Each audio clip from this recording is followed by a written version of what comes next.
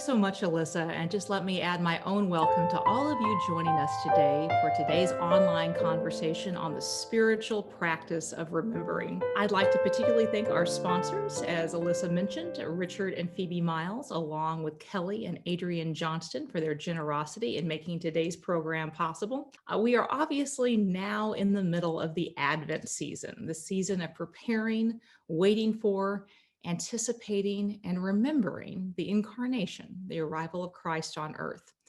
The culmination of the story that we await and celebrate is one that we are repeatedly instructed in the Bible to remember, to meditate upon it, to ponder it, to write it on our heart, to tell our children, to dwell on it, to never forget. Implied in these injunctions is the assumption that what we attend to, absorb, and remember changes us, both as a person, but also as a people of faith.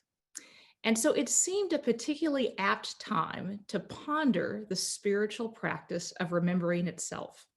And I'm delighted to introduce our guest today, who literally wrote the book on precisely that subject. Margaret Bendroth, or Peggy as she goes by, is an author, scholar, and historian of American religion. She served as the executive director of the Congregational Library and Archives in Boston, Massachusetts for over 15 years and just recently retired this spring, and has also served as a professor of history at Calvin College, as well as the past president of the American Society of Church History. She's the author of numerous books and articles, including Fundamentalism and Gender, Growing Up Protestant, The Last Puritans, as well as her beautifully written book that we've invited her to discuss today, The Spiritual Practice of Remembering. Peggy, welcome. Great to have you here. Thank you. Good to be here. So let's just dive right in. Your wonderful book both asserts and is sort of based on the idea that, I think this is in your words, remembering is an act with spiritual meaning, and the past tense is essential to our language of faith. What is it that you mean when you talk about remembering, and what's the spiritual or religious significance of memory? Yeah, that's a huge question, and I'll just peck at it a little bit. We live in an age of memoir, and everyone has a story to tell, and we're all so interested in individual people's lives. But this book was really written for people in groups, particularly churches and other institutions that don't quite know who they are. And so memory, we use the word remember. It's, bringing, the members back together that are separated. And so, it's such, we can get into this. It's such an intrinsic part of the Christian and Jewish tradition. When you even look at what kinds, what's included in the Bible, but the idea that we are all creatures of space and time, and that the great act of sacrifice of Christ coming into the world, as we remember at this time, is coming into time and space and our finitude.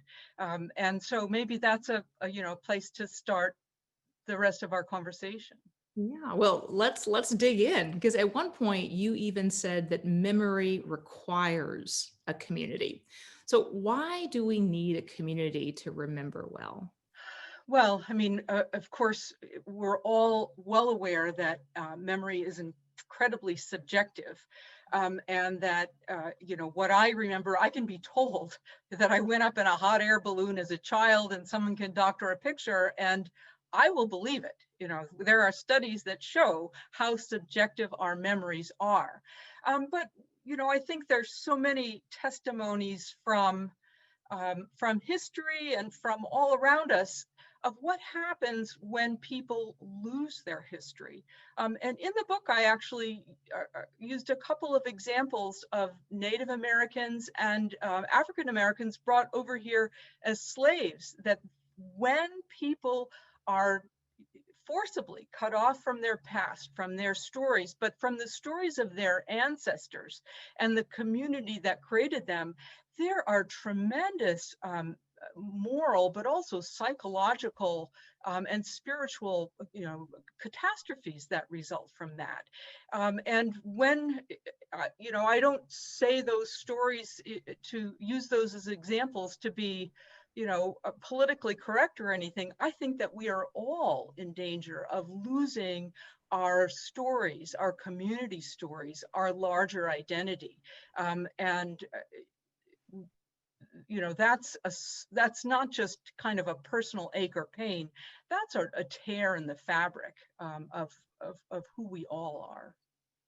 You have this wonderful quote from Miroslav Volf. I have a hard time pronouncing that, which sort of describes the way that the communal aspect of memory. I'm going to quote you quoting Miroslav here.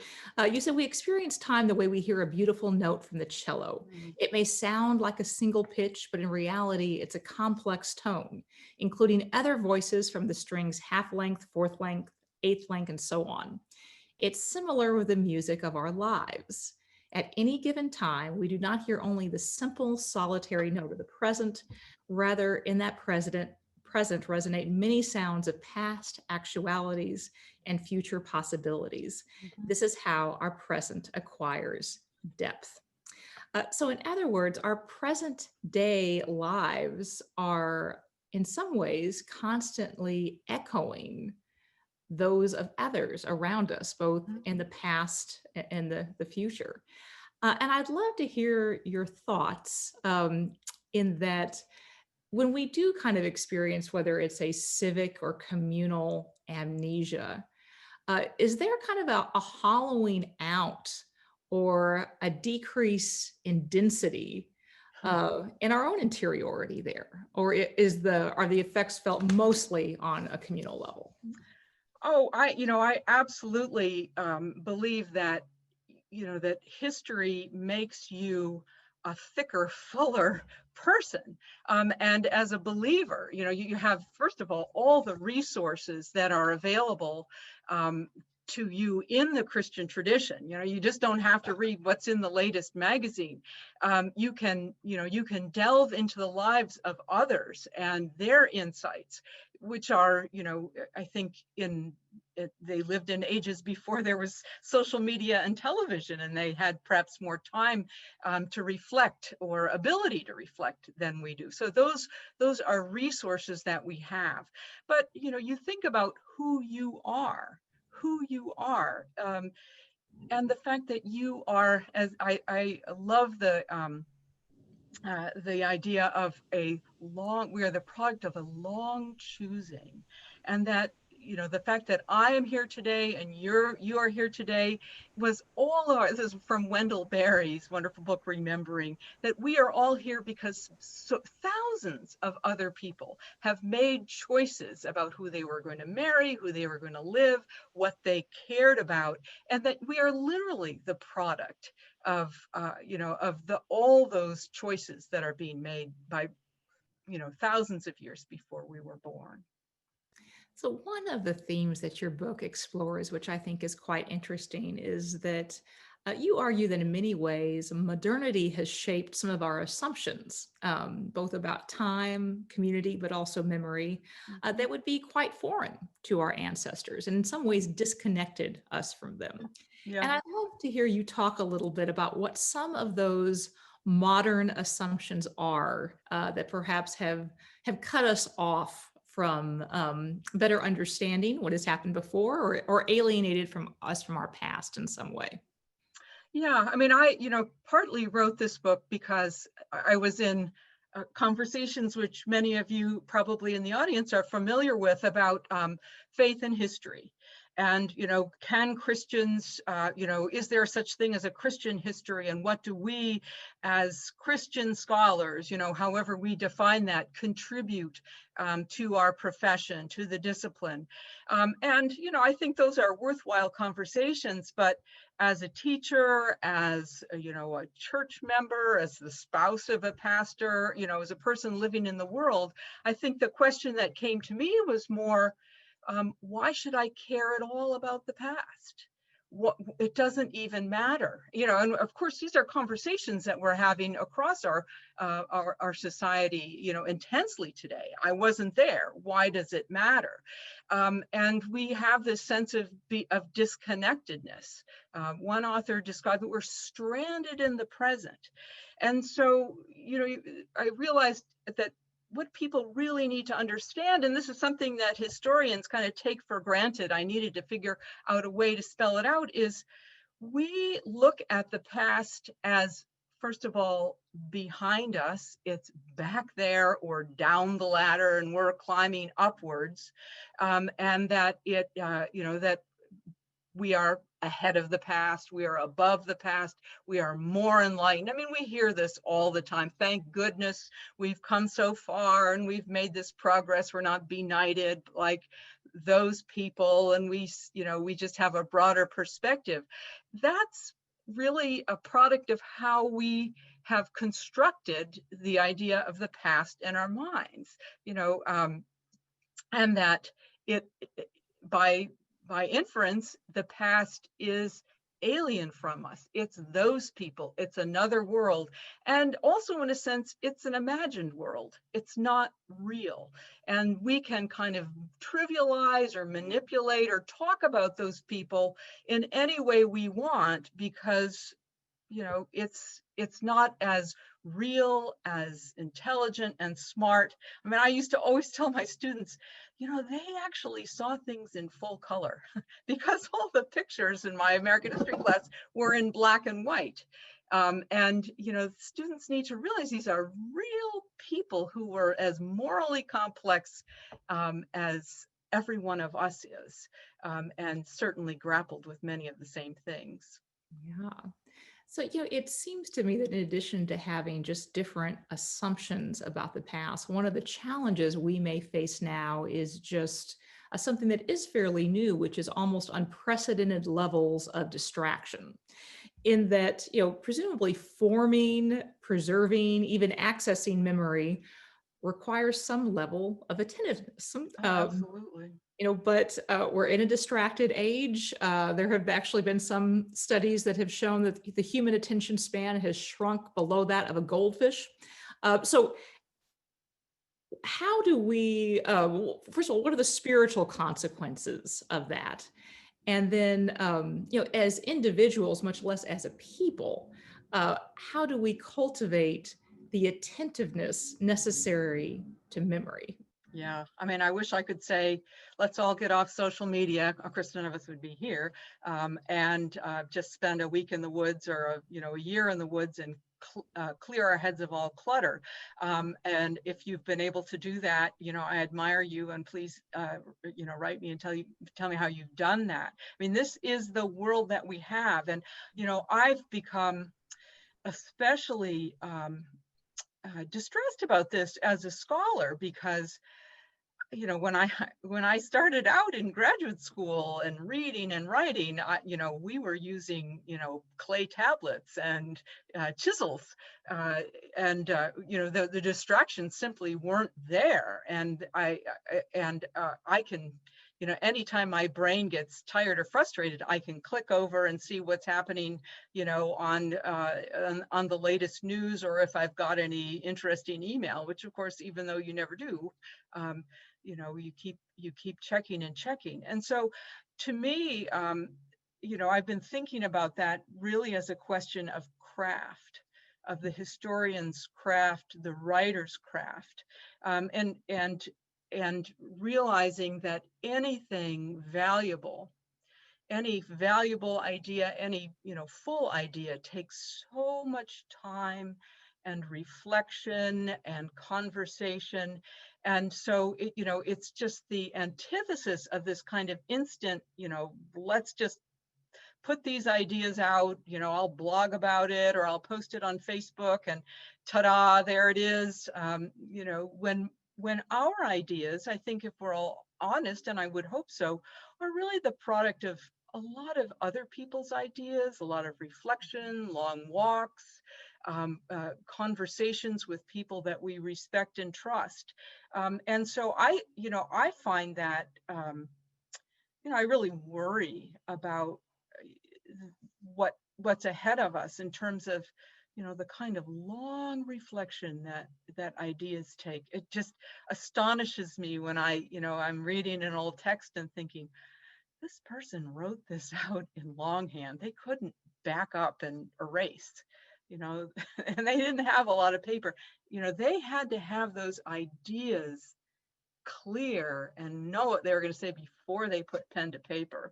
And so this is a long and rambling way of saying that absolutely, I think that this is something that we need to talk about, especially among scholars and people of faith, that it's not just what's on the internet or social media. It's the fact of distraction, and how it can damage our ability to concentrate and our sense of where we stand in the world. Yeah. So I want to ask you about something you said earlier, which is the challenges we face with wrestling with and coming to terms with our past.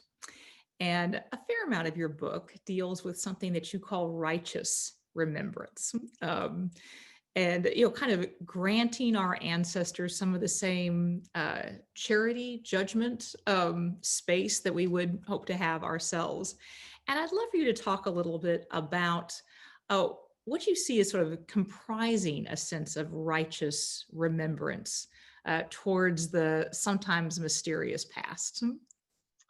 Yeah, I mean, I think that first of all, and I realized this when I was working at the library in these ancient archives, or ancient for U.S. standards anyway, is a feeling of reverence.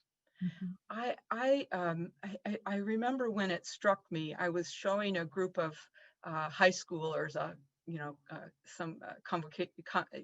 class of high schoolers who'd come to the library, forcibly, and I took them up to the rare book room, and I pulled out a book. I can't remember what it was. It was hundreds of years old, and I just, there were just a couple kids in that group who you could see a look of awe on their faces.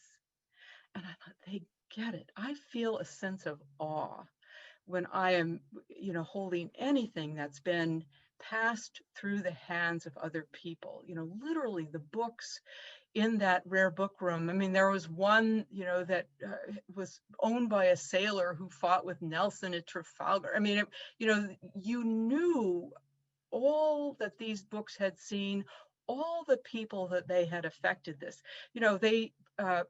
These kinds of historical objects, they point us towards the unseen, towards people that we can no longer see or talk to. And that's the definition of a holy object, that it points you towards the unseen, towards something else. So these are not just our sources. I think that, one place to begin is just having a certain amount of awe and reverence for things that are old, just because of that they are that kind of object.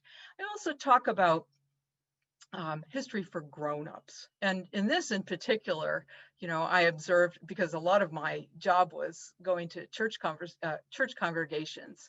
And in New England they tend to be very, very old, and they have a lot of baggage. And the church fights up here are usually about changing the picture and the cover of the bulletin. It's not a doctrinal or something. It's about something, you can't do that because it's very old and this is the way we've always had it. And and then people would have, questions about, can we get, sell the communion silver or something like that. Well, what it really comes down to in some ways is that you're acting as if your ancestors are either terribly, terribly fragile, not very self-aware, or just mean parents who are out to get you if you make a mistake. And part of this righteous remembering is having the courage to be in conversation with them, to not just respect and revere what they have to say, but say, I don't agree with that, and here's why. And that's another form of respect and reverence, to be able to to maintain that conversation as you would with a peer, another grown-up. Yeah. So earlier you had mentioned a little bit about the suggestibility of our individual memories, the faultiness of them, how we are vulnerable and even prone to remember things that didn't happen, through the suggestion of others. And that's something that a community can help counteract.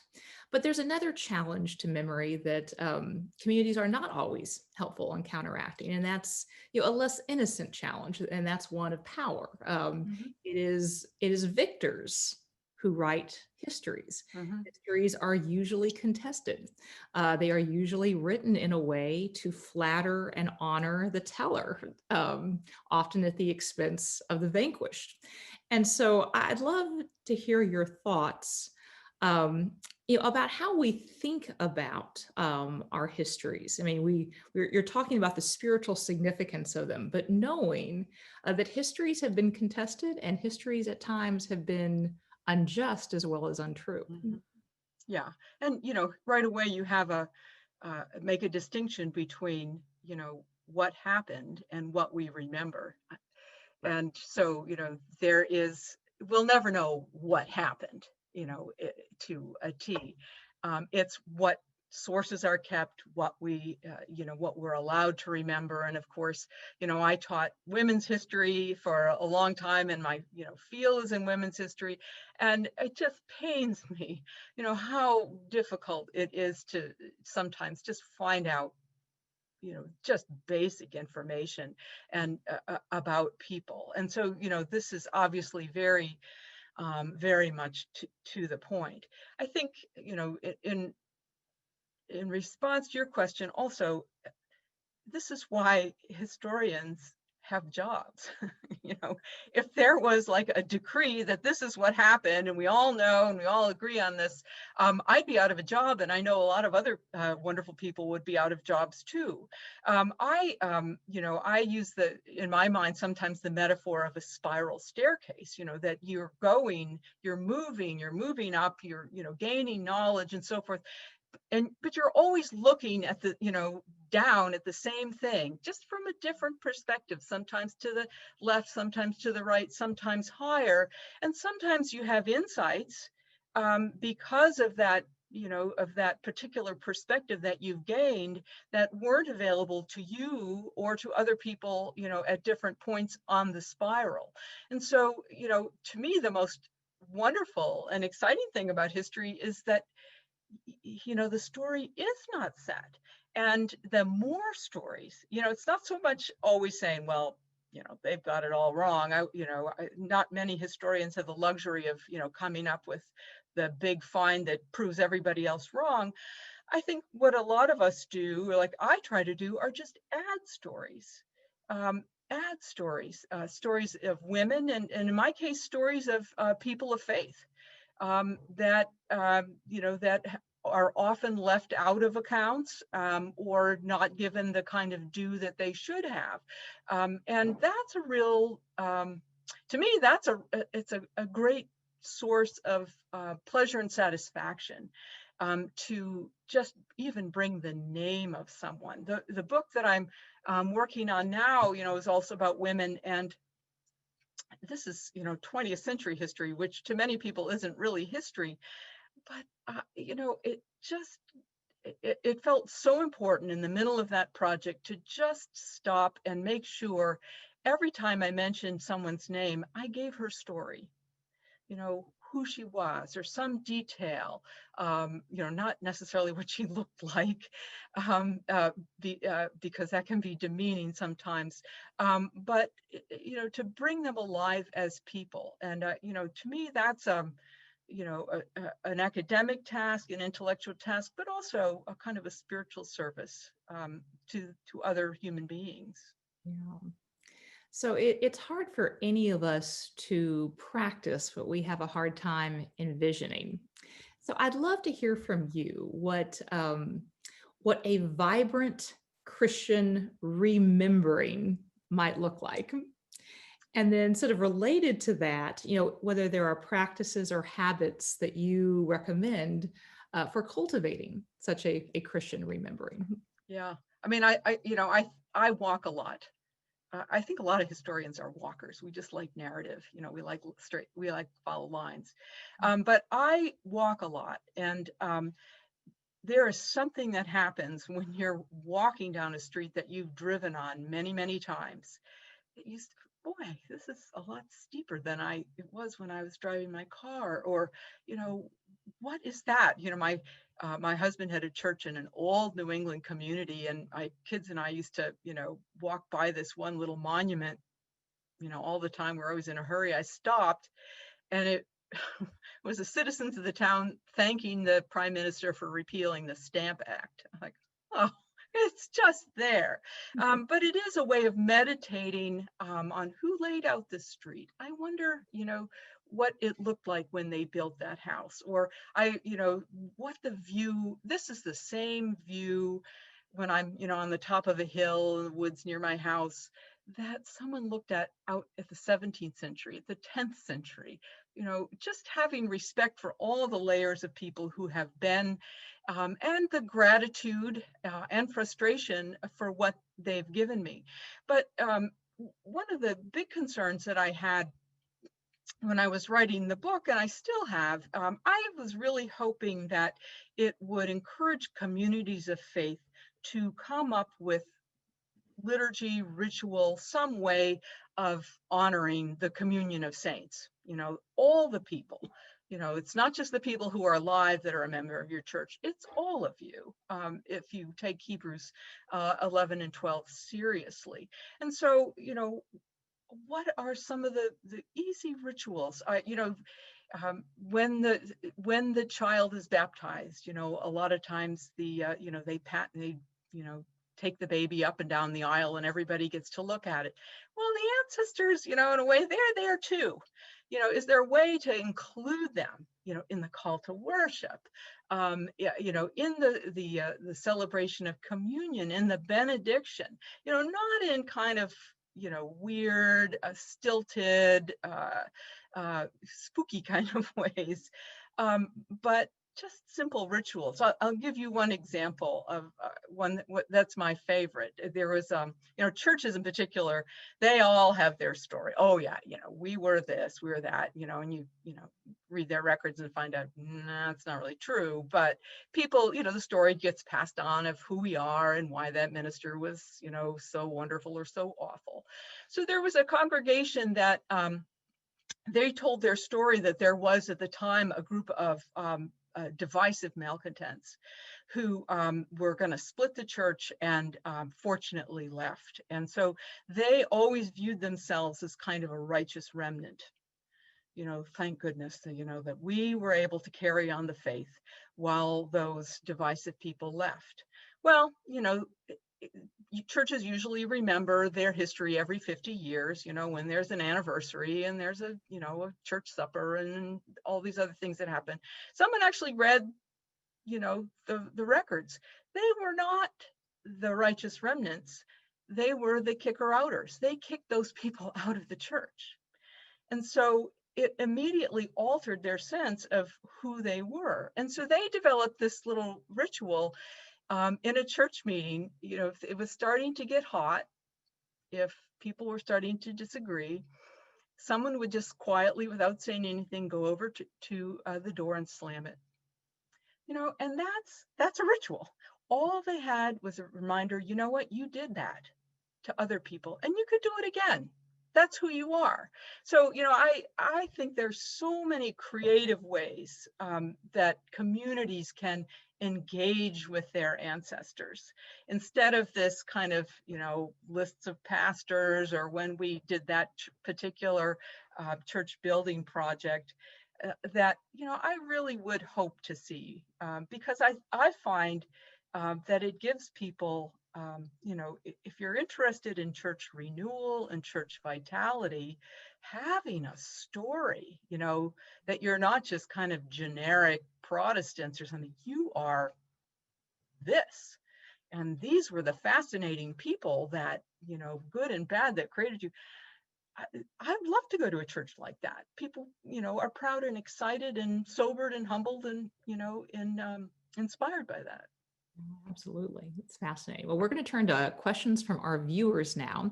And as Alyssa mentioned earlier, you can not only pose a question, but you can also like a question.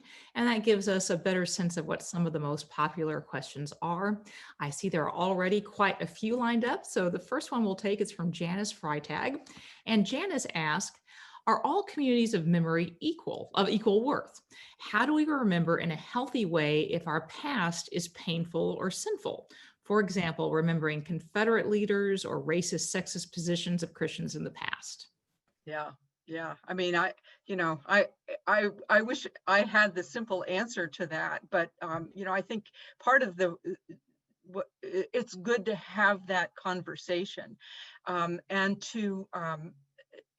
to bring those stories out. I mean, I absolutely, we can't whitewash the pain of other people. And in a sense, we who have not experienced that pain and that being silenced, we have to help tell those stories. I mean, we can't always authentically bring that experience back alive. Sometimes we just need to shut up a little bit, so that other stories can be told. I think that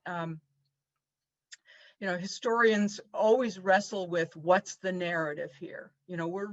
Our mental ability is taking lots and lots and lots of material and deciding what's important and what's not important, and how that how we're going to tell a story and what to include and what not to include. That has to change all the time. I mean, and we have to be humble enough to alter that. So, I think there are many, many smart people who are dealing with this question of, monuments and renaming buildings and so forth. My feeling is, if we had to, any famous figure who has a statue or a building named after them, what did they say about race? What do they say about women? I mean, my goodness, we wouldn't have many statues out there. And I think in some ways we just need to find a way to force those statues to explain themselves. They can't just stand out there. They have to be held accountable in some way. What are you really trying to say? And, give us a chance to refute that. I know this is all very abstract. I think any historian is really, kind of leery of anything from the past disappearing. We can't erase things. I mean, that's, you just can't. It's just always going to be there, whether there's a statue for it or not. And it has to be faced by everybody. But I think on some level, I'm just glad to see the conversation going on. So we have an interesting question from Jonathan Pavlik, who asks, you might recall that the Hebrew word for male, or zakar, means remember. In your experience, is there a difference between men and women in the act of remembering? Oh, well, let's see, my husband's downstairs, so I never really came across anything like that. I mean, I think that it's, it depends on what you remember, depends on what you see and what, kind of looms largest in your world. I don't think that there's any, mental mechanism that, that causes women to remember better or, or better details. I think that's varies person to person.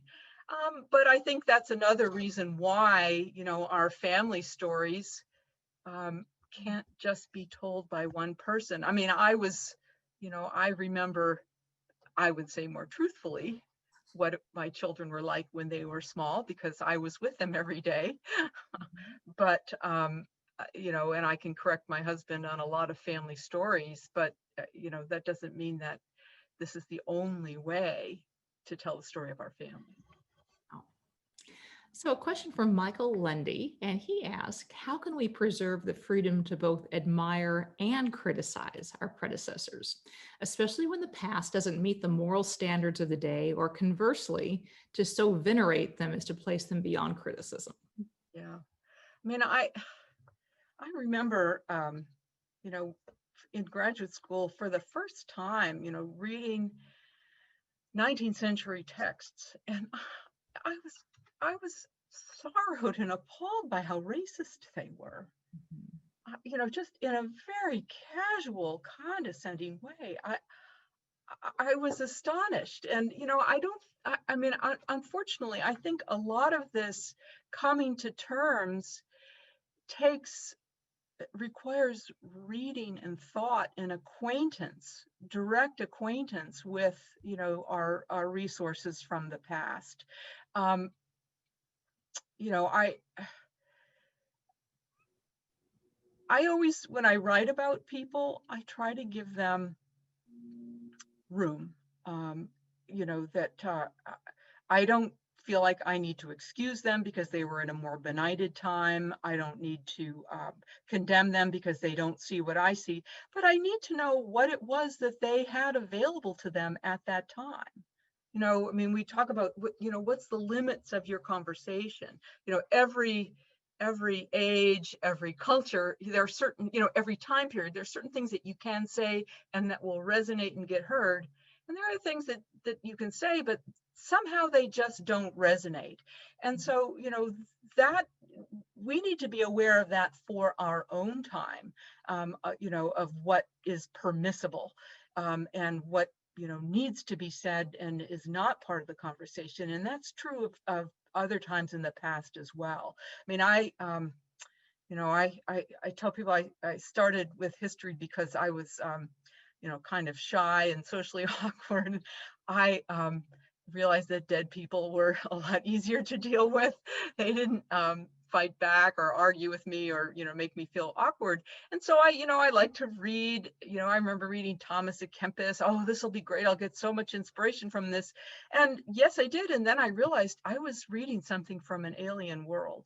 There's so much in what he was writing about and his assumptions that I didn't understand, and I would not understand that book, that text, unless I understood the context, the world in which it came. And you can, get to know that world for the rest of your life and always get new insight into, a book or any book like that. Yeah, that's fascinating.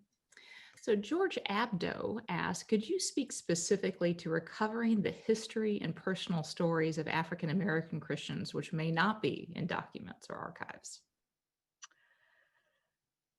Yeah, I mean, it's, they are in, I think part of that, they are in documents.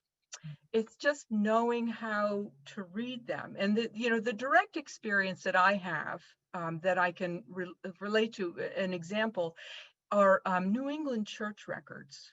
And when we were at the Congregational Library has a project, we call it New England's Hidden Histories.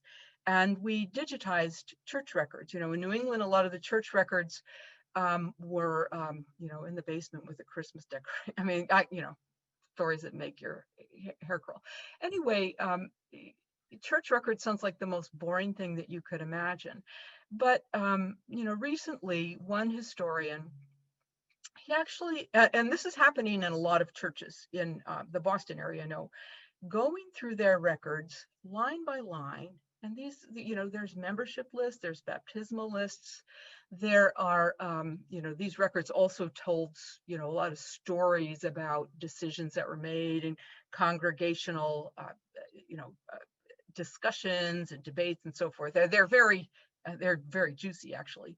But he went through all of those records, and it takes years. I don't know how he did it. And found all the African American and Native American people in those churches. It took incredible combing. Sometimes it's just a random, oh, that guy's name is Cuffy. Well, that was a slave name. Or, you can figure out what neighborhood. I mean, it's painstaking work. But what he discovered is that those records, that from those records is that there were more African, that Boston's churches, Congregational and Anglican back then, were more integrated then than they are now, and that there were African Americans, slaves and free people in those churches, and what they were experiencing, what they heard, that's an even more interesting story. You can delve into the records and find um, some of the instances where, an African American left the church that his master was because he didn't agree with the theology. I mean, you can tease out where people have agency, but it really requires being, extra painstaking with those records and using things that are available. I mean, this is just the one example that I have in ways that that we don't have. I'll just use this also as a moment to put in a pitch for archives, that this is, when the school budget is, tight, or, when people are in a hurry, we stop keeping those records. Or we think, oh, that's not valuable. Why should we keep that? It may well be, and so I was always the voice at the library said, oh, I don't know if you want to throw that out because someone might find that really valuable sometime in the future. So, a part of the problem is that we just have to keep records, we have to keep looking for them, and we have to be extra creative in the way that we that we use them. So, again, there's no magical answer to that, but I'm in awe of people who are willing to go to that extra depth to unearth those stories. And they're wonderful stories of people in duress, in slavery, enduring poverty and prejudice, exercising agency, and having, kind of a moral presence in history. That's exciting. So, a somewhat related question comes from Christopher Marlink, and he asks, which faith communities in the US seem to do the best at remembering their own history, absent the kind of hagiography that you've mentioned? Yeah.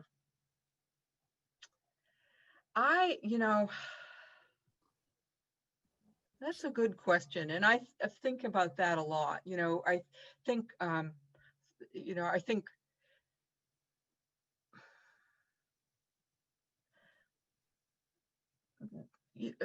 I worked for the congregational churches. We were their archive, kind of a freestanding archive, and they had hundreds of years of history. But yet, you go to any denominational website and you hear, you can, there, who are we, our history section. We were the first to do this. We were the first to do that. We pioneered that. It doesn't matter at all. I was the Congregationalists ordained a woman in 1853, but that was kind of the last time for a while. It doesn't really matter if you were first at something. I think that probably more communities like Lutherans who have more of kind of an ethnic glue than kind of your average, mainline Protestant or evangelical. I think evangelicals, are, I think groups that have a strong, I will say this, and people might not agree, but a strong sense of denominational identity. What is a Presbyterian? What does a Congregationalist believe? Who are Lutherans and what makes them distinct?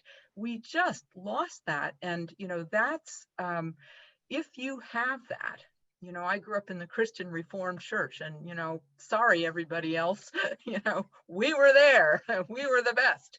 And so we had a lot of stories to tell because we had a strong sense, at least, back in the Stone Age, when I was a child, of who we were and why we were distinct and different, and of course better, but that's another story. So an interesting question from Richard Campeau, who asked, what or how can a community of faith do to help people with memory loss and dementia to remember and to be encouraged by the love and presence of Christ in their lives? Yeah, I mean, again, that's a little bit beyond my expertise, but I would say, um, we've probably all seen videos of people with Alzheimer's, or who and elderly people who, you play a hymn or a fragment of a hymn, or the 23rd Psalm or something, and those things that have been repeated and repeated, they are in there somewhere, and that brings people so much comfort and joy. Certainly, some, having gone to nursing homes and played gospel hymns, which, oh, I would never do this at home, but it gives people a lot of joy and remembering of something that's, special. And so, when we try so hard, my parents are part of a church that does praise songs, and I think they would give their eye teeth to do something from this, the old Psalter, some boring, hymn, like, we're just so convinced that people want something new and up to date. I think we lose a lot of the ballast and the memory and the joy that these old hymns and old practices give to people who we need to help remember. Speaking of artifacts, Jenny Savage asked, do physical objects help us in remembering, similar to what some call an Ebenezer stone? Yeah, I mean, well, you can kind of see my office behind me. I'm a little bit of a hoarder. You can kind of tell from that.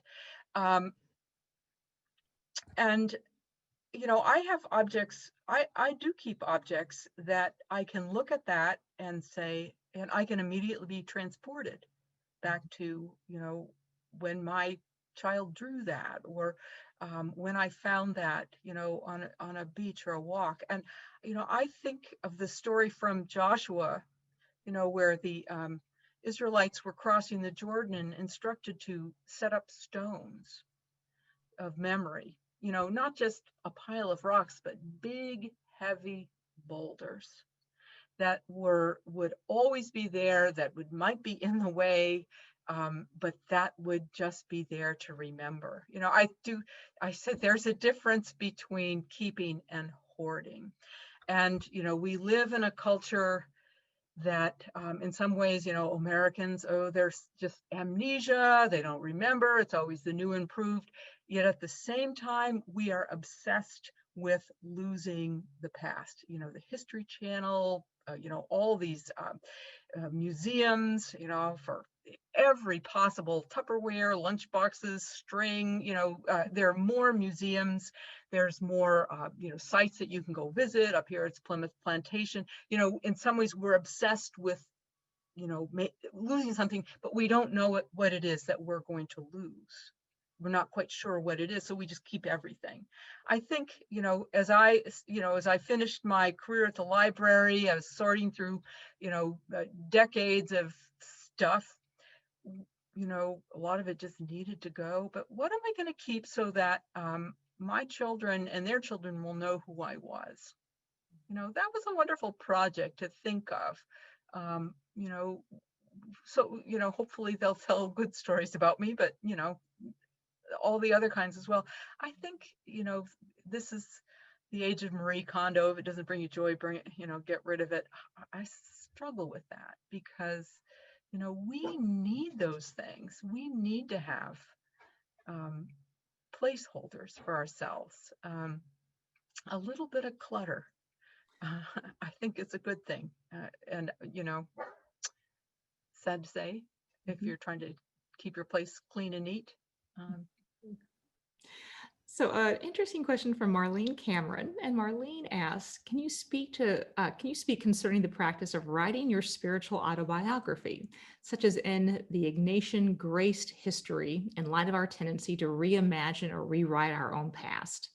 How can we curve that tendency and begin to trust our memory with our own story? Hmm.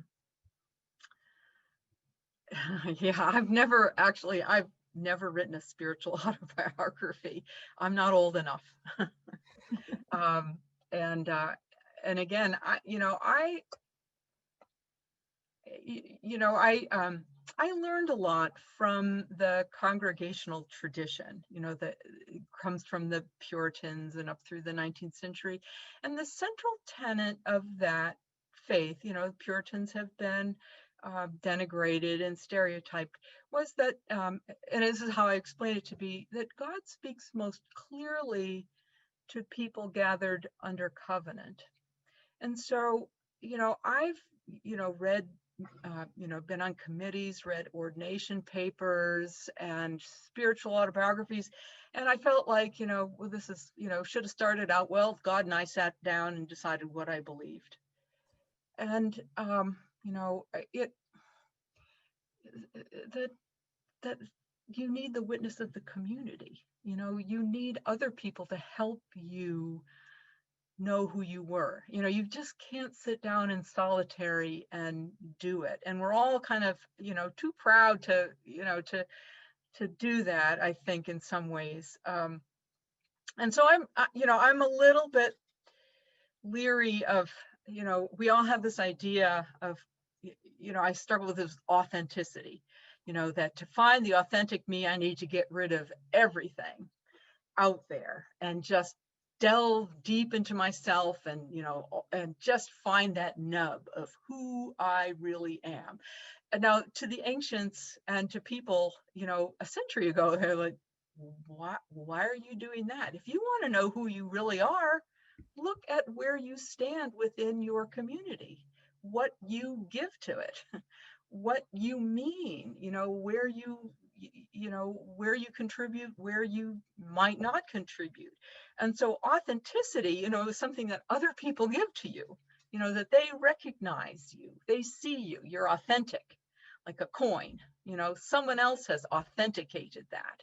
And so, I'll probably never write a spiritual autobiography because, it wouldn't be edifying for me or anyone else.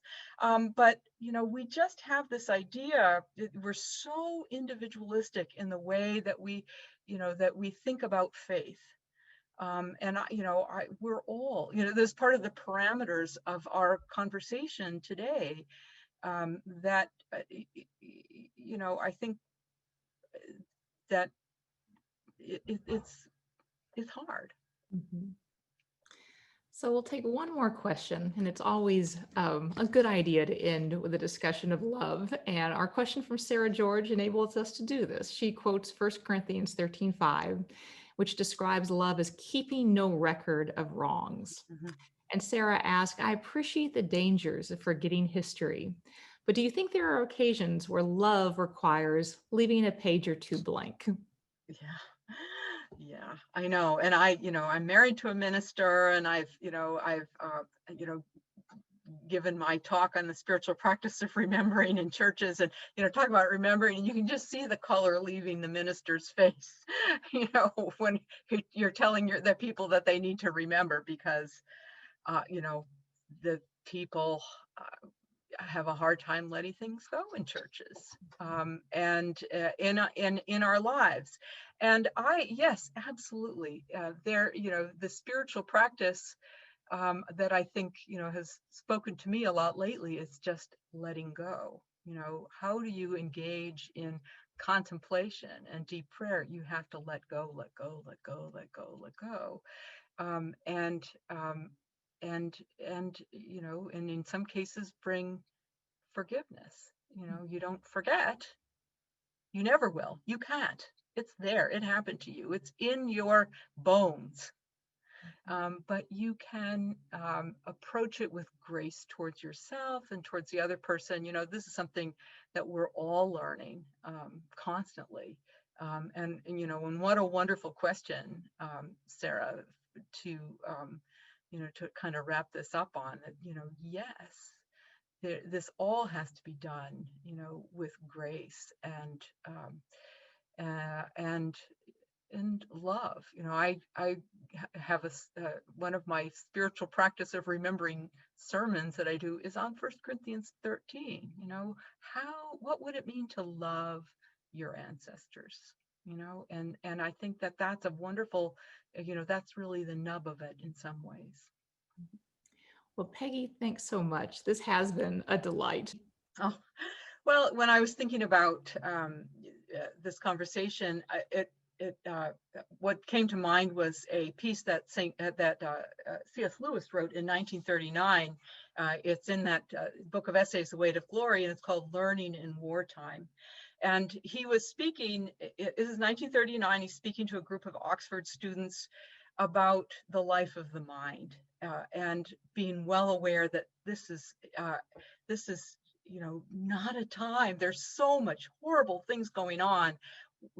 How can we even contemplate, living a life of reflection and particularly history? And so I'll just read a little bit of it. He said, "What is the use of beginning a task when we have so little chance of finishing? Or even if we ourselves should not happen to be interrupted by death or military service, how can we continue to take an interest in these placid operations when the lives of our friends and the liberties of Europe are in the balance?" And he found spiritual comfort in the historical long view. History was, we need this more than ever. He said, "Human life has always been lived on the edge of a precipice. If our ancestors had postponed the search for knowledge and beauty until all was secure, the search would never happen. Most of all," he said, "we need intimate knowledge of the past. Not that the past has any magic about it, but because we cannot study the future and yet need something to set against the present, to remind us that what seems utterly certain today is merely temporary fashion." And I repeat that to myself many days when I wake up and read the news. Peggy, thank you. It's been great to talk with you. Thank you so much. Thank you to all of you joining us online. We hope you have a very happy Advent season and a great weekend.